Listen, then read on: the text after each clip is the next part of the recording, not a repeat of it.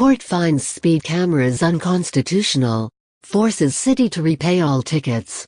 New Miami. Oh, take away the political corruption, bribery scandals, increased accidents, and police state issues with red light cameras, and we are still left with a system that is rooted in the removal of due process.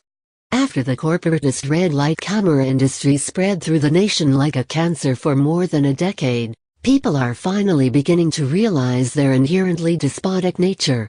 After they woke up to the fact that their due process had been entirely removed by Opta Traffic, a private vendor allowed to extort citizens with the blessing of New Miami politicians, the people fought back in the form of a class action lawsuit. As the newspaper reports, a group of 3 lawyers had filed suit in 2013, arguing that New Miami's automated ticketing ordinance gave vehicle owners no realistic opportunity to defend themselves against the demand for a payment of up to $180 that arrived in the mail. Opta Traffic, a private vendor, sent the tickets to motorists passing through the less than 1 square mile town on US 127, a major highway that links Cincinnati with points north. During that period of Opta Traffic extortion, the city robbed drivers of $3,066,523. Now, after Butler County Court of Common Pleas Judge Michael A. Oster Jr. S ruling, the city must pay back all of it. If the government has created an unconstitutional law/ordinance that has taken people's money without affording them the necessary due process protections, should not justice demand, and the law require, restitution of that money to the people? Oster asked at the opening of his ruling.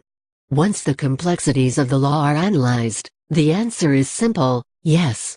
Read more. Texas cops shoot innocent woman, said she was armed. Now they say she wasn't. The city attempted to fight the ruling of the state's second highest court for more than a year. However, the case was so cut and dry that the Ohio Supreme Court chose not to intervene. New Miami officials attempted to claim sovereign immunity to protect itself from monetary damages. However, the court failed to grant them immunity since they had violated the constitutional rights of its citizens. Ohio law is clear that the reimbursement of monies collected pursuant to an unconstitutional enactment or invalid rule is equitable relief, not monetary damages, and is consequently not barred by sovereign immunity, Judge Oster concluded. No later than 30 days after the filing of this order, plaintiff is to file with the court an affidavit evincing monies paid under the invalidated ordinance, along with an Excel spreadsheet, so that the court can set the proper amount of restitution/refund as determined under the laws of equity.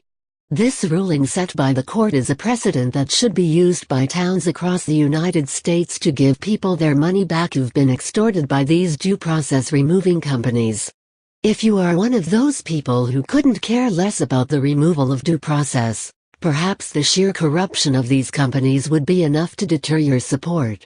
Image http://pixel.watch/QUT7 After being found guilty of bribing politicians to implement her due process removing products, Karen Finley, former CEO of the red light company Redflex, was sentenced last year to 14 months in prison.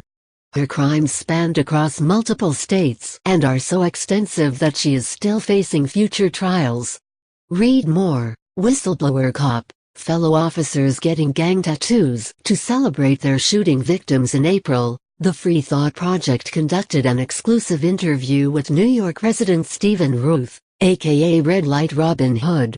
Ruth has recently become targeted by local politicians in his community who are addicted to the funds from these red light cameras. Unwilling to sacrifice innocent lives for millions of dollars in gross revenue, this non-violent vigilante admittedly sabotaged traffic cameras in order to call attention to drastically shortened yellow lights endangering lives in his community.